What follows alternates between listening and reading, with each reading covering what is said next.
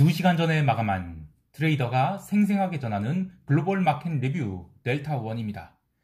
어제 한국 시장은 외국인이 또 역대급으로 지수를 하락시켰는데 그러면서 변동성 폭등에 나스닥 선물까지 유럽 세션에서 급락하면서 고민이 많으셨을 겁니다. 그러나 저는 이 하락은 딱 나올 만큼 나온 것이라고 보고요. 이제부터 더 내려가는 게 진짜 하락이라고 봅니다. 그런데 여기서부터 더 내려가느냐?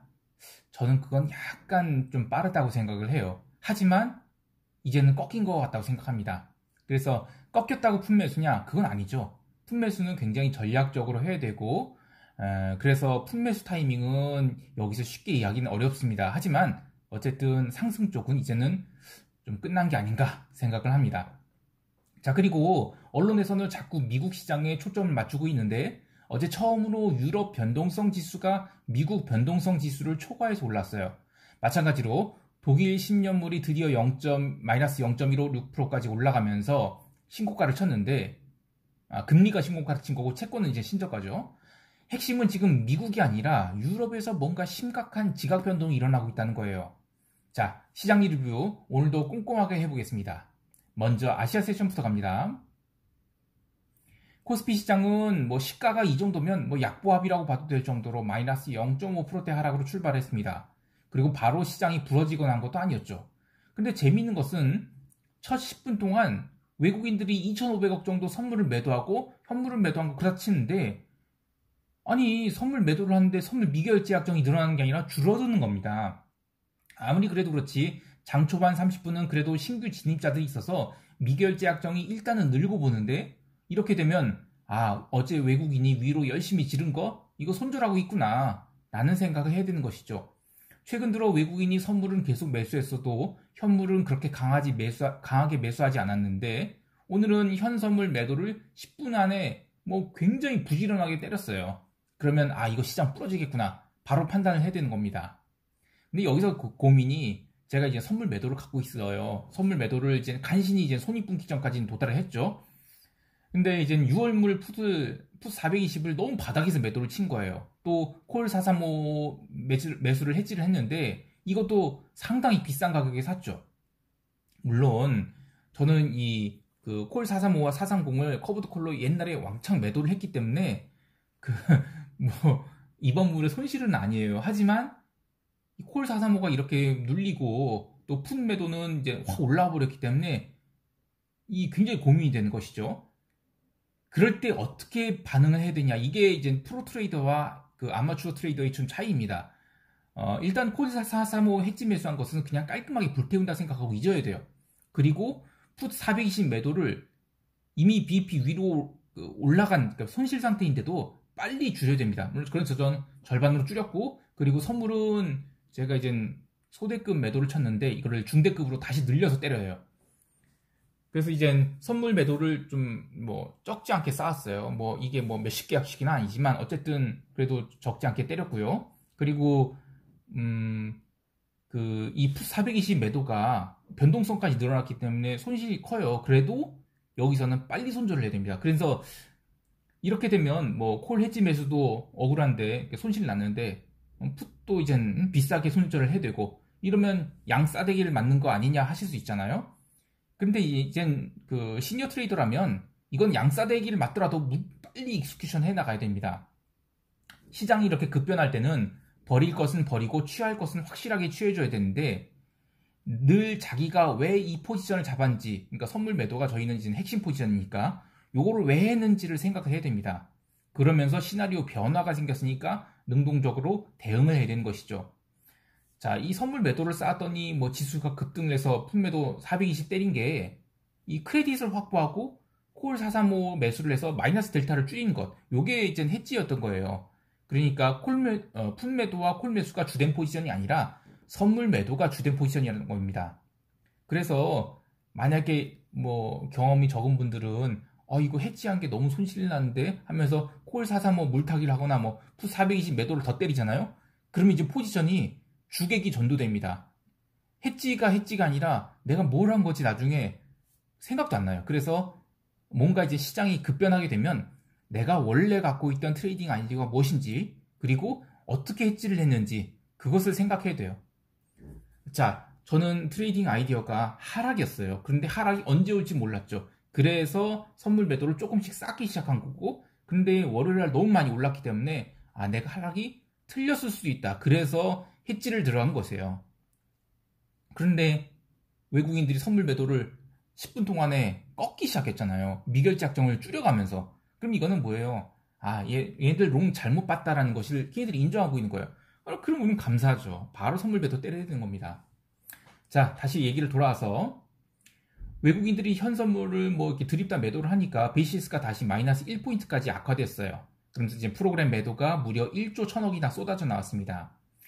이렇게 지수를 하락시키는데 미결제 약정이 무려 6,000계약이나 줄었어요. 그러니까 그만큼 외국인들이 롱을 손절했다는 얘기입니다. 자, 외국인들이 시장에 들어와줘야 오를 텐데 손절을 해버렸으니까 제일 드는 두려운 생각은 이거 우리 시장 쌍봉 찍은 거 아니냐라는 우려입니다. 오늘 제가 선물 매도를 중대급으로 쌓아서 뭐 남은 이제 풋 420 매도 이거 지금 손실 상태지만 뭐 이건 전혀 두렵지 않아요. 그런데 만약에 쌍봉이라고 하면 변동성 증가가 수반되죠. 그래서 이게 고민되기 시작됩니다. 그리고 히스토리컬 볼이 이평도 살아나기 시작을 했어요. 이렇게 되면 증시는 사실상 떠나 있는 게 제일 속편합니다. 떠날 수 없으면 레버리지를 줄여서 대응하거나 하는 게 좋고요. 다만 이번 옵션 만기가 이제 이틀 남았는데 여기서 추가 하락하기에는 개인이 하방을 단디 방어한 것 같아서 그건 또 쉽지 않겠다는 생각이 들어요. 사실 개인이 지수 430선 하락을 하게 되면서 풋옵션을 무려 237억이나 했는데 이러니까 이뒤로는 시장이 빠지질 않았던 거예요. 외국인이 키플레이어인데 외국인이 더 이상 선물 매도를 하지 않고 그러니까 뭐 지수는 하락을 멈췄죠. 개인이 열심히 매수한 풋옵션은 그 뒤로 계속 빠지기 시작했고요. 그래서 저는 이번 5월물 옵션은 이제 별다른 시세가 없는 그런 양매동성 장세로 방향성 없이 마무리될 거라 보고요. 또 오늘 쌓은 중대급 선물 매도 포지션과 약간의 풋 420 매도 포지션은 여기 이번물 마무리될 때까지는 뭐 키우지 않고 계속 그냥 들고 가기만 해보겠습니다. 코스피 시장 한 줄 요약하면 그냥 외국인이 상방 포지션을 손절했다. 이 정도로 보면 되겠습니다. 이제 유럽 세션 넘어갑니다.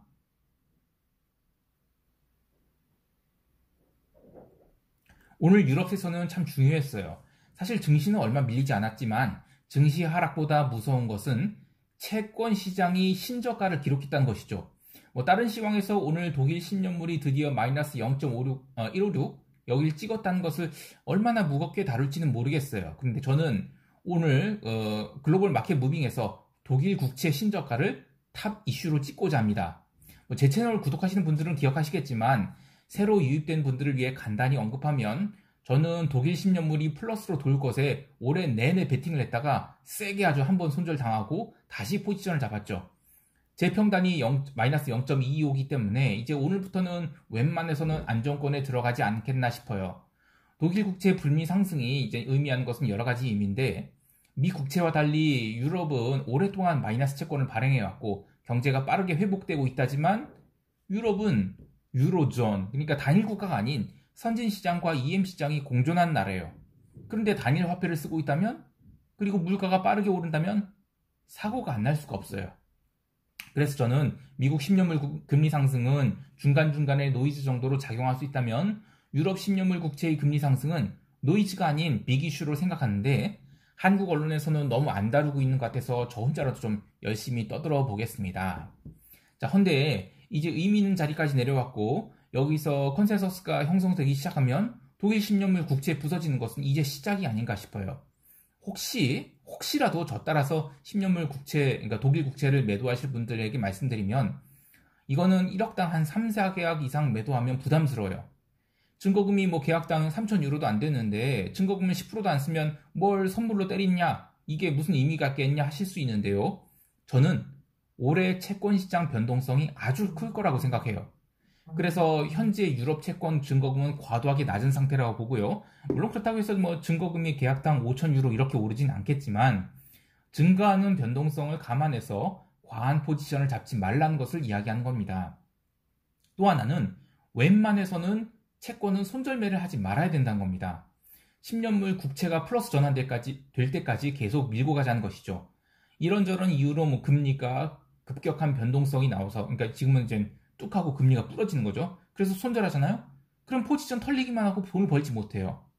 즉 다른 선물 시장 대의 매매하듯이 독일 시장 그러니까 국채 매매를 접근해서는 안 된다는 것입니다. 그래서 그 점을 감안해서 유럽 국채 포지션을 잡으시기 바랍니다. 다시 유럽 이야기 더 하면 유럽 세션이 시작하면서 증시도 부러졌지만 채권도 같이 부러졌는데 독일 10년물이 부러진 이유는 독일이 30년물 그린 본드를 발행해서 이 장기물 수요가 분산돼서 그렇다고 합니다. 근데 이것은 그냥 이슈인 것 같고요. 아시아 세션에서 중요한 이슈가 있었죠. 바로 중국이 생산자 물가지수가 YOY로 플러스 6.8%로 아주 그냥 개폭등을 했죠. 반면 소비자 물가지수는 0.9% 증가로 전혀 못 오른 거나 마찬가지인데요. 원자재 가격이 올라서 생산자 물가지수가 올라가는데 이게 소비자 물가에 전가되지 못한다면 기업 입장에서는 사면초가가 시작되는 거죠. 내일은 미국 CPI가 발표될 텐데 과연 페드가 또 트랜스터리라고 외칠 수 있을지 궁금합니다. 구리는 아시아 세션에서 이미 올라와 있던 거 유럽 세션에서 추가로 더 오르거나 하지 못했고 반등 후에 혼조세로 마감했는데요. 기름도 장중 조정이 있었지만 시간이 지날수록 다 올라와 줬습니다. 골드도 마찬가지로 장중 조정으로 마감했고요. 시장이 일단 한 번쯤은 다들 쉬어간 모습이지만 여전히 커머디티는 상승 여력이 남아있다고 보고 반면 증시는 이제 커머디티 상승이 부담스럽게 느껴질 것이라고 봅니다. 그 외에 통화시장은 의미 있는 방향성을 보이지 않았습니다. 여기까지 하고 미국 세션 갑니다. 미국 세션 시작하기 전에 이거 빼먹어서 꼭 이야기하고 싶은 게 있어요. 어제 기준으로 S&P 변동성보다 유로스탁스 변동성이 처음으로 앞지르기 시작했다는 거. 이거 원래는 S&P 변동성보다 스탁스 변동성이 높았었죠. 하지만 트럼프 집권 이후에 점점 스탁스 변동성이 상대적으로 못 오르기 시작하더니 최근 몇 년 동안은 스탁스 변동성이 아예 낮아졌어요. 당연히 코로나 시국에도 스탁스 변동성이 더 낮았습니다. 하지만 이제 스탁스 변동성이 S&P 변동성을 앞지르기 시작했거든요. 저는 이게 유럽 시장에 불어올 여러 가지 변화들 중에 하나의 신호라고 봅니다. 다시 미국 세션 이야기하면 장 시작 전만 해도 나스닥 선물이 마이너스 1.8%를 보여줬는데 장 시작 후 급반등을 하더니 매물 다 소화하고 긴 아랫꼬리를 닫는 데 성공했죠. 하지만 다우는 갭다운이 크게 난 상황에서 거의 반등 못하고 계속 밀려서 대형 음봉을 그리고 말았습니다. 성장주가 반등하고 경기 민감주가 밀리면 여기 잘못 왔다 갔다 하다가는 양 싸대기 맞는 꼴이죠. 지난주 영상 중에 제가 이놈들이 경기 민감주로 꼬시고 있다는 이야기 했는데 경기 민감주로 막 넘어가셨다가 오늘처럼 싸대기를 맞아버리면 멘탈 붕괴가 와요. 물론 저는 시장이 바로 붕괴할 것 같진 않습니다. 오늘 시장 변동성이 증가한 양은 딱 올라올 만큼만 올라왔어요. 증시도 딱 반등할 자리에서 반등했기 때문에 여기서 더 내려가려고 하면 뭔가 이슈가 필요하고 또 하락 에너지도 필요하죠. 재미있는 거는 요즘 그 캐서린 우즈 여사님에 대한 그 성토인 목소리가 들리면서 오늘 ARKK ETF가 장 초반에 $100를 깨서 출발을 했어요. 하지만 역대급 거래량을 보이면서 아주 강력한 반등을 보였고 $106로 상승해서 마감을 했죠. 아니 뭔 놈이 ETF 거래량이 밀리언 퍼 아워야. 참 대단합니다. 개별 종목 보면 테슬라는 플러스로 보내지 못했지만 그래도 상당수의 기술주들이 왼반에서는 양봉이 나왔고 또 플러스로 돌린 종목들도 많죠. 하지만 하락장이 시작된 거라면 이 작은 양봉 하나로 안심할 수가 없습니다. 테슬라는 YTD 수익률 진작에 다 까먹었고 저는 400불대에 가야 간신히 하락이 멈추지 않을까 생각합니다. 그리고 이제 600달러에서 700달러의 어떤 구간에서 등락을 하다가 600달러 내려왔잖아요. 근데 이 600달러를 깨서 내려가기 시작하면 이 400달러로 가는 속도는 더 빠를 것 같아요. 참고로 이 마이클 버리 박사가 테슬라 숏에 대한 멘션을 한 뒤로 분명 포지션 조정은 여러 차례 했을 거예요. 그런데 아마 이쯤 되면 이제 BEP 이제 오지 않았을까 생각을 합니다. 미국 시장 경제지표 하나 더 이야기하면 졸츠라고 이 Job Openings and Labor Turnover 서베이가 있어요. 기업이 구인난이 어느 정도로 심각한지를 좀 표현한다? 이 정도로 할 수 있겠는데 당연히 예상치보다 잘 나왔어요. 그러니까 사람은 뽑는데 일하려고 한 사람은 없거나 또 딱 맞는 사람은 없다. 이게 어느 정도 맞는 이야기라고 봅니다. 졸츠 자체가 시장에 영향을 주진 않았고 저는 아이고, 내일 CPI가 좀 중요할 것 같아요. 하나 더, 오늘 유럽 국채가 박살났는데 미국 국채는 가만히 있었거든요. 이것도 뭔가 정중동인데, 내일 CPI 발표 나오면서 내일은 아무래도 채권에 영향이 좀 있지 않을까 싶습니다. 이제 총평하면서 대응 전략 이야기해 볼게요.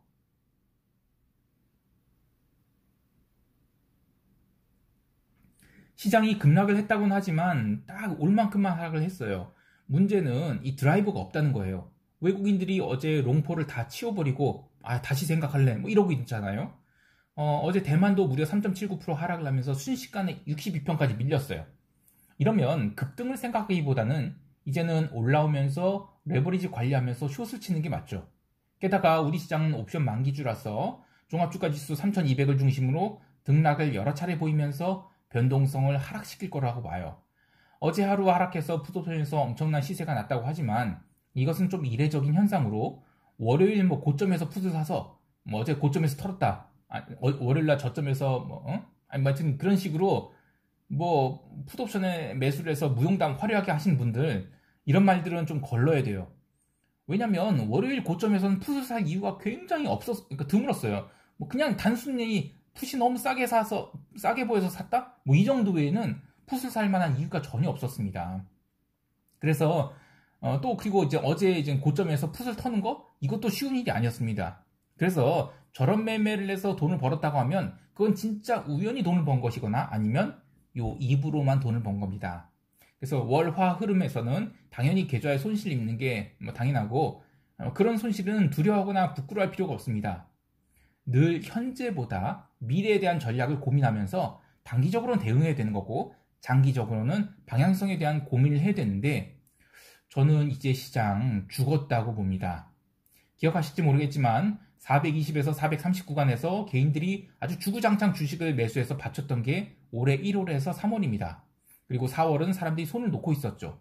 근데 월요일에 삼성전자 좀 올랐다고 해서 1조를 팔았다가 화요일에 무려 주식을 1조 3천억, 1조 5천억, 아니지 1조가 아니네. 3조 5천억을 샀어요. 지수가 얼마 내리지도 않았는데 무려 3조 5천억을 샀다? 정말 개인들 답이 없습니다. 물론 이번 만기까지는 시장에 대해서 중립 의견이에요. 그런데 만기 이후에 외국인들이 본격적인 포지션을 구성하게 될 경우, 그러니까 시장이 아래쪽으로 방향성을 틀면서 변동성이 증가하게 될 경우 과연 개인들이 어떻게 대응할지 궁금합니다. 따라서 저는 이제 코스피 시장에 대해서는 의견 중립, 그리고 포지션은 선물 매도 한계 중대 해치풋 420 좀 달고 다니는 것, 이렇게 가져가고자 합니다. 해외 시장도 저는 시클리컬이 한번 꺾이기 시작하면 순식간에 꺾일 거라 보고요. S&P 매도 포지션을 쌓고자 합니다. 저는 이제 시가에 매도를 하고 종가에 매도를 해서 지금 평단은 4135선인데 뭐 제가 S&P도 뭐 엄청나게 매도한 건 아니에요. 뭐 10계약도 안 했거든요. 근데 양봉 4개가 연속으로 나오기 전까지는 이 포지션은 일단 꺾지 않을 거예요. 그리고 양봉 나올 때마다 매도 포지션을 조금씩 늘릴 생각입니다. 다만 이 주봉으로 이제 막 전환이 됐죠. 그래서 아직 본격적인 하락은 아니라고 보고요. 그래서 풋옵션 매수는 하지 않겠습니다. 오늘도 성공 투자하시고요. 시장 대응 냉정하게 잘 하시기 바랍니다. 이상 델타워이었습니다. 감사합니다.